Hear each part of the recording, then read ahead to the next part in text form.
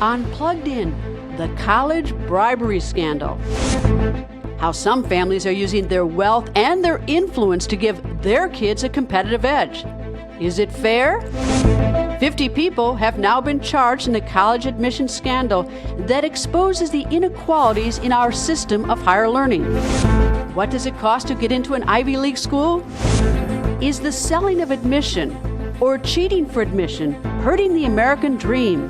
And is anyone doing anything about it?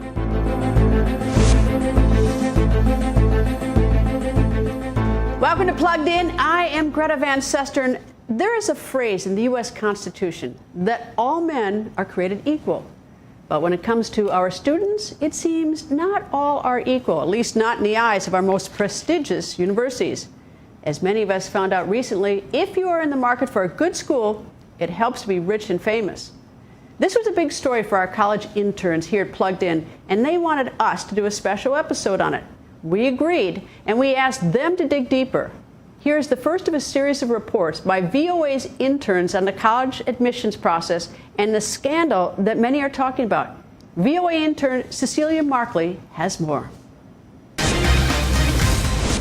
Yale, Georgetown University, and University of Southern California are among the elite colleges at the center of the recent college admissions scandal involving parents and university officials. We've charged 50 people nationwide with participating in a conspiracy that involved, first, cheating on college entrance exams, meaning the SAT and the ACT. The charges include money laundering, fraud, and obstruction of justice. These parents are a catalog of wealth and privilege. They include, for example, CEOs of private and public companies, successful securities and real estate investors, two well-known actresses, a famous fashion designer, and the co-chairman of a global law firm. Among them, Hollywood celebrities Lori Loughlin, who played Aunt Becky in the television sitcom Full House, and Felicity Huffman, who has won numerous awards for her role on Desperate Housewives.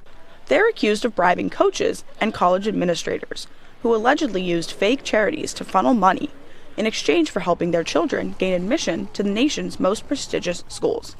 Some students say the scandal reinforces the notion that nothing is sacred and that anything can be bought. I think it's really sad when you see someone of, higher privileged people getting their way around easier, because again, that reinforces the idea of, if you do not have the same money as I do, at the end, I have more leeway than you do. Some students say the scandal exposes the deep inequalities in the system and cheapens not just their own accomplishments, but also the standing of the universities caught up in the dragnet. Obviously don't condone it. I think it's terrible and sad, but I'm not surprised about it, and I think that that's something that happens a lot, and now it's come to the forefront, and I think it's time that people stand up and say, well, we've had enough, and we start making it fair. A total of 13 parents, including Huffman, have pleaded guilty to the charges, but others, including Loughlin and her husband, who paid $500,000 to have their daughters accepted into the University of Southern California, plan to fight the charges in court. Each of the charges they face is punishable by up to 20 years in prison. Cecilia Markley, VOA News, Washington. This scandal has implicated dozens of individuals in 8 elite universities. It has also captured the attention of audiences around the globe. But what are its broader implications? And what does it mean for America's higher education system? To answer some of these questions, we are joined on set by VOA Student Union Managing Editor Kathleen Struck. Welcome. Nice to see you, Kathleen. Thanks. First of all, what is the Student Union here at VOA? Student Union is an online community run by VOA for international students who want to come to school here or who are here. So we talk a lot about issues on campus, how to come to the United States, all those things that international students are interested in, as well as what's going on campus. All right, it's pretty shocking, this scandal. I mean, people thought that the rich and the wealth and the rich and the famous were getting into schools, but how extensive is this? So it is shocking on a public level. This is something that people don't talk so much about, which is why we're doing this. The Department of Justice last month arrested 50 people on various charges like fraud and wire charges for paying officials at colleges and paying for test proctors, that kind of thing, to have tests taken for their children, to have their scores fixed, to get their kids into elite universities, even though they didn't deserve to go to those universities. All right. Well, it's fair to say there are a lot of rich and famous whose children fairly got into universities, right? So it's not just them, but that there's a subcategory of people who were cheating the system, who were committing a crime. Right. Well, that's what the Department of Justice says, is that they were committing crimes because they were going to coaches and they were using a middleman and saying, well, I'm going to pay you X amount of dollars to have my kid's test fixed. SATs, ACTs, that's a big deal for students all around the world. So, and kids sweat it. They go to tutors. They're anxious about it. You know, some kids just go crazy about it. Here, these kids were so privileged that they got people to take that test for them to guarantee they would get a very high score. All right. What are the universities saying, the colleges, the ones that are implicated? They say, we had no idea? The Department of Justice has said that the universities were victims in this case. That's what they said at first, because the universities allegedly did not know about this. But now there are more investigations to see, okay, let's just make sure that the universities were not part of it. But right now, the DOJ is saying, no, the universities didn't know what was going on. What's the broader implication of all this? Well, the broader implication is that the United States likes to think that, you know, we're better than this. It's people can come from all around the world to the United States. If you work hard and do well, you can have that golden dream, right? Well, here it seems like you can pay, if you can pay to get yourself into school, then that kind of cancels out spaces for kids who otherwise might have done really well but don't have the same resources. We have three different types of colleges or universities in the country. We have the public ones. We have the private, we have the nonprofit, and we have the for-profit. And does this scandal hit all three of those categories? No, this scandal has hit a handful of schools. Georgetown, Yale, USC. USC is kind of a popular one because there are two very high-profile families in this case, who are famous actors. So they wanted their kids to go to USC, which is a famous film school. And they paid tens of thousands of dollars to have someone take tests to say that their kids were really good at lacrosse or crew or something like that, when in fact they had never played that sport. You know, it's just astounding, though. It's not just a person trying to use influence to help his kid. This is actually dishonest, where a kid gets in to play a sport the kid has never played, or has someone else take an exam and didn't take the exam. I mean, it doesn't get any plainer than this. Right. In one instance, it wasn't just that, you know, well, how do you get someone to take the test for you? Well, you have to go through a process where you say, well, my child will be too stressed out if they have to sit with all those other kids and take this test. So I need a special accommodation, I need a private room, and I need to be able to take the test over 2 or 3 days. But didn't they see when the student didn't show up in the room that someone who, you know, 30 years old, who's more experienced, shows up to take the test? I mean, didn't the testing organization have a clue with that? The 30-year-old is the person who is also involved in this case. There's one person who took the test, who, you know, knows the ACT and the SAT backwards and forwards, and he was part of this scandal and has been indicted. The students who are part of this, whose parents did this, have they been kicked out of these schools, or are they still enrolled? So we don't know who all the students are because of privacy. Some kids are already in school, and some schools have asked those students to leave. Some students have had their admissions reneged. And there's an investigation going on to see, did the kids know about it, or did the parents just do this because they wanted so much for their kid to go to a prestigious school that they did it without the kid knowing? Hard for, I think a kid wouldn't know if the kid is there getting in for playing a sport he never played. Yeah. That's sort of a dead tip-off. Anyway, thank you very much. Thank you for joining us. You're welcome. Well, there's no question wealth and power can improve your chances of getting into a good school. In fact, college applicants have been using their family's wealth and privilege for decades to gain admission to the nation's best schools. And there are a number of ways it can be done without breaking any laws. Here's more from VOA intern Allison O'Reilly. He's a rap legend and a famous music producer, but Andre Romel Young, Dr. Dre to his fans, is also a parent. His daughter Truly was recently accepted to the University of Southern California. The rap star says his daughter did it on her own, but some wonder if she would have been accepted to the elite university if Dre and a fellow music producer had not donated $70 million to build a new campus wing. His daughter may have gained an advantage, but as rap stars say, it was totally legit. As are legacy admissions. That's when a student gains admission to an elite university because their parents attended the same school. A recent study found legacy students were accepted to Harvard University at 6 times the rate of non-legacy students. Again, perfectly legal. But is it fair to a student who may be the first in their family to attend college? Another legal way to get into a good school is to raise your academic scores. Standardized tests such as the SAT and the ACT are a requirement at most colleges, and students who struggle with their grades often need tutors to raise their score. But that can cost a lot of money that a student working part-time to pay for tuition may not be able to afford. But some, like University of Maryland junior Brittany Williams, say tutors are not for everyone. So I got ACT tutoring for about 9 months with my twin sister Courtney. We had weekly sessions which cost around $125 per session, and my score went from a 25 to a 27. Private counseling and hiring admissions coaches is another way students can boost their chances.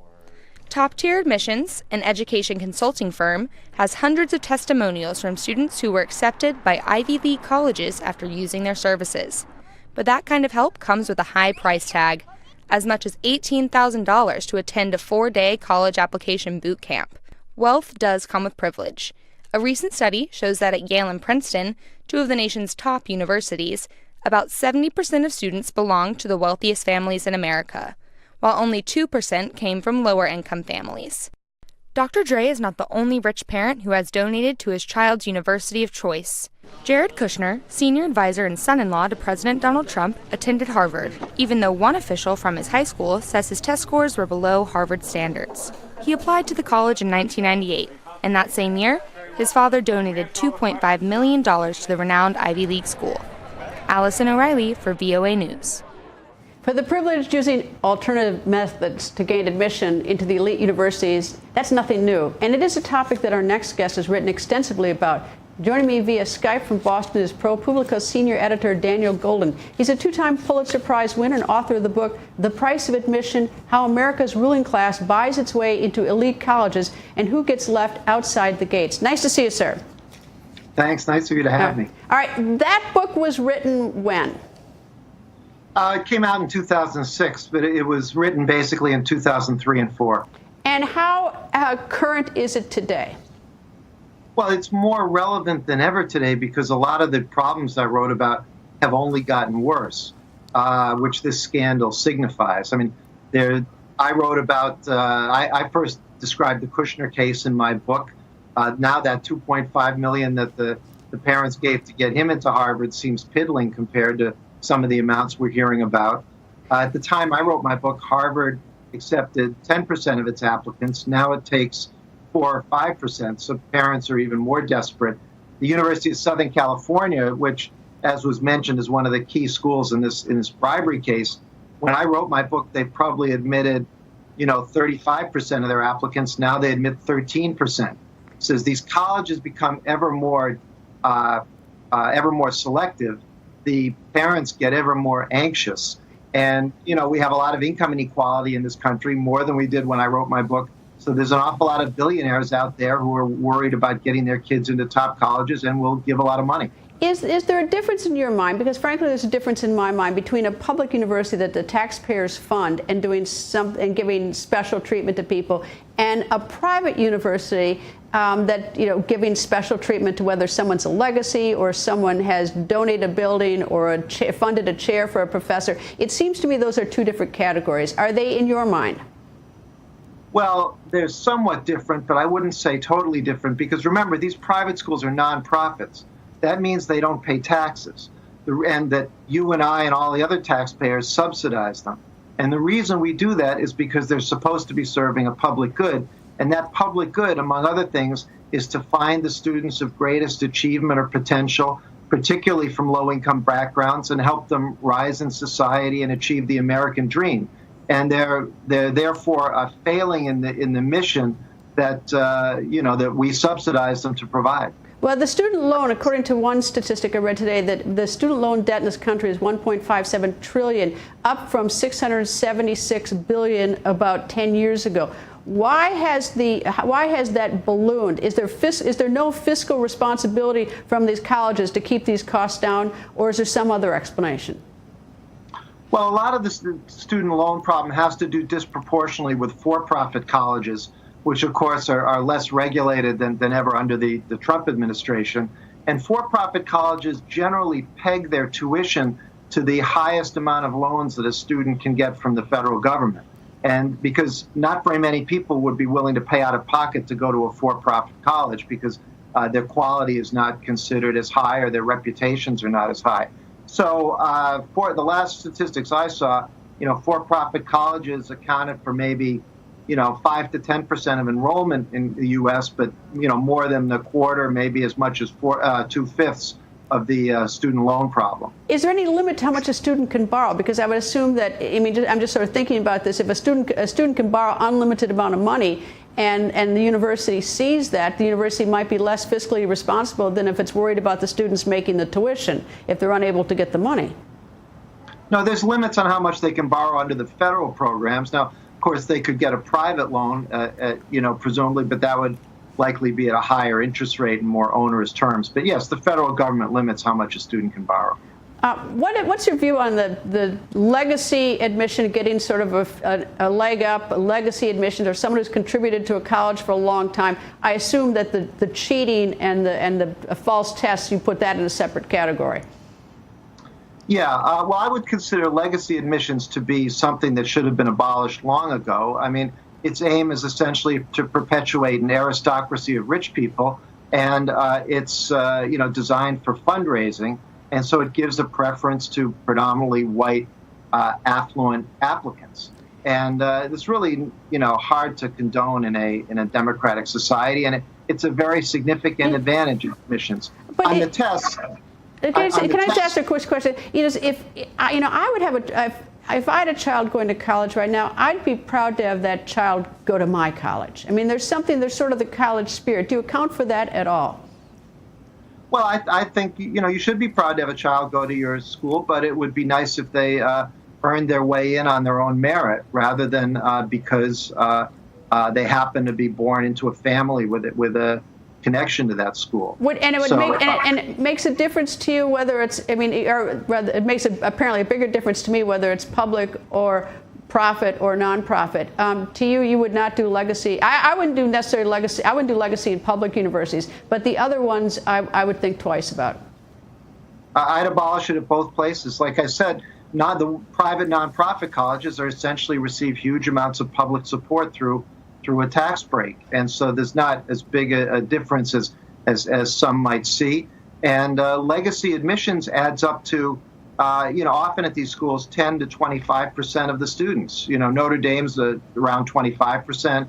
The Ivy League is in the 10 to 20% range, and so for every slot that they're taking up, because it's a zero-sum game, these schools don't grow a lot.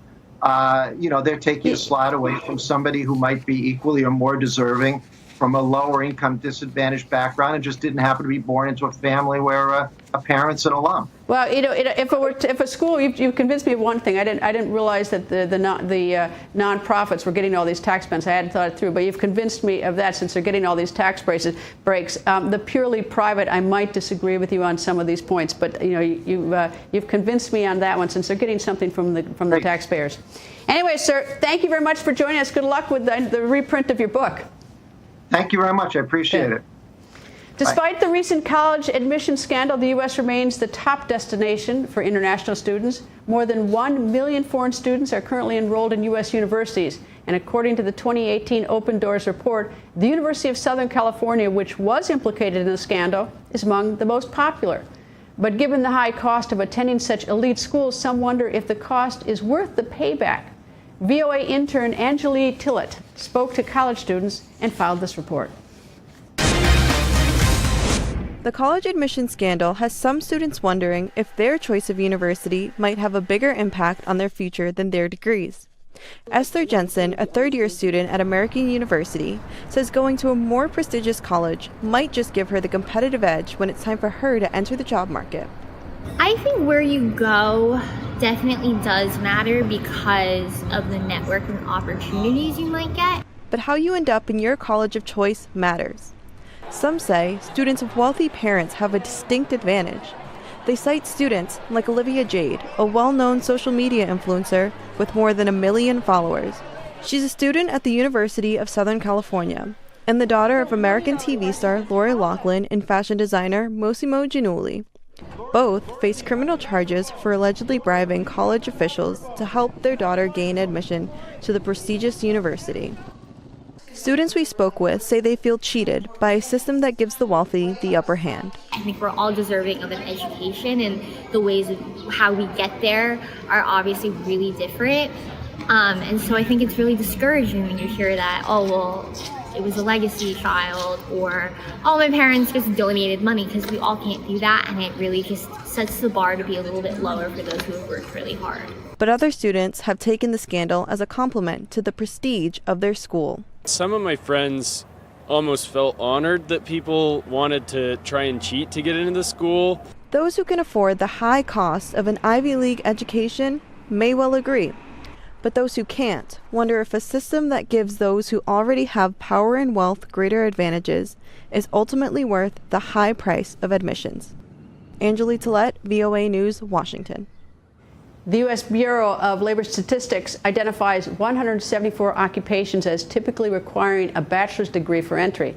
Employment in these bachelor's level occupations is projected to grow 10% by 2026. Now, it's faster than the 7% average projected for all occupations.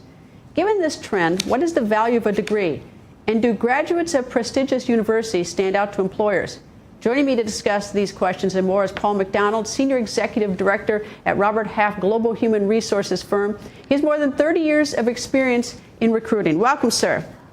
Thank you. Glad to be here. So we're in 2019. How important is a college degree in this country? College degree right now, with unemployment broadly within the United States, is 3.8%, a latest report from the Bureau of Labor Statistics. For 25 years of age and older and a 4-year college degree, the unemployment rate today is 2%. That's all in all universities, either online, 2-year with a 4-year, move to a 4-year school. So it's the degree is very important, regardless of where it's coming from. Are employers missing out, though? Because there are a lot of really smart, enterprising young people, for whatever reason, can't get to college. And there are some people who say that college doesn't necessarily prepare you for a particular occupation. I'll separate out maybe law or medicine or engineering, but there are a lot of jobs that, do you really need a college education but for the employer demanding it? Well, when you look at, as an employer and looking at the candidates for a job, one thing comes to mind, coding. There's a number of digital natives that have learned how to code without a 4-year degree. And we're hearing more and more organizations that are willing to hire technology individuals without that degree because they're constant learners. The key today is to be a constant learner, to go online, to learn on the job. And we're hearing more and more of that not needing a 4-year degree. But having said all that, the degree is very important. If you are an employer looking for talent, you not only look for individuals that are willing to grow, constant learners, but also people with strong soft skills. And are they pursuing some sort of degree? Are they, or education or betterment of their knowledge? That's key today. So we're hearing from employers that they might be willing to take individuals that are on the journey and bring them in today and augment that with some sort of either online learning that they're providing, or that the candidate for the job is pursuing on their own. I'd love to believe that we're a growing trend, but I can't tell you. There's so many applications out there where the first thing you have to do is you have to have a college degree. That's where the starters. You don't have a college degree, you can't even apply. You can't even show yourself. You can't even demonstrate that you have the seriousness of purpose and the desire for the job. So, it seems to me that it is a barrier to a lot of people who might like an alternative route to getting a good job. Well, I'll be quite honest that the ability to go online and get a degree today, even if you're not employed with the job that you want, it's very evident today that it's easier to, and the entry to an online program for a BS is being offered by so many universities today. So the end game may take you 5, 6, 7 years, but the degrees are very important, and the pursuing of those degrees is easier today than it has been. What's the financial burden between students coming from other nations going to American school and American students? Do those students from other nations, do they have access to as much aid or as much grants, or can they get student loans, or they pay the full freight?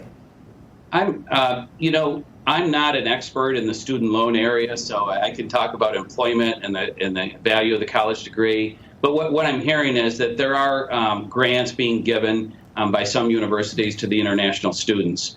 The value, the debt that they hold, I can't opine on that. What's the general sort of your thought on the broader implications of the scandal that we've just been going through or are going through, which is where people cheat on the test to get into school, or their parents pay money and commit fraud, for instance, to say that they're part of some athletic team that they're not part of the athletic team. What's the broader implications? Well, first and foremost, it's wrong. Right. Let's just, it's not condoned. Cheating, wrongdoing is never endorsed. So that's not endorsed at all. What we would say is that elite universities, mid-tier universities, be it Division I, II, III, for-profit, the degree is very valuable today. Employers are looking at it. You just stated that, it's table stakes to get even the audition, to make it through the screening process to get the audition and the interview. So our advice is pursue the degree with unemployment at 2% for college degreed workers and 25 years of age and older. It's great. Pursue internship experience. Internship or something close to your major is extremely important. And the soft skills necessary today to get a job should be honed. How do you do that? There's a host of ways to do that on campus and off campus. So all tips for the job seeker and the employers for that matter. All right, you said you're not an expert in student loan, but you and I both know that a lot of people are coming out, a lot of families are having just horrible debt from student loans. And with the unemployment relatively low, as you suggested, for people with a college degree, is the amount of money that you would get with the jobs, with the low unemployment rate, with a bachelor's degree, are they sufficient enough to pay off what these numbers that we're seeing in student loans? Well, what we have to take into consideration is what's the path that you chart? Are you taking a really good look as a family, as an individual? Am I pathing towards a goal? What is the outlook for the employment outlook for that career that I'm trying to get into? Am I going to a 2-year school? Am I going to work at night to pay for that? Am I going to transfer to a 4-year school? Am I doing online? All those things have to be a factor, because not everybody goes to the elite. Not everybody goes to the top tier. So does the debt pay off? If you do it smartly and you do a nice career map with somebody, a trusted advisor, it's really going to pay off for you. Sir, thank you very much for joining us. Thank you very much.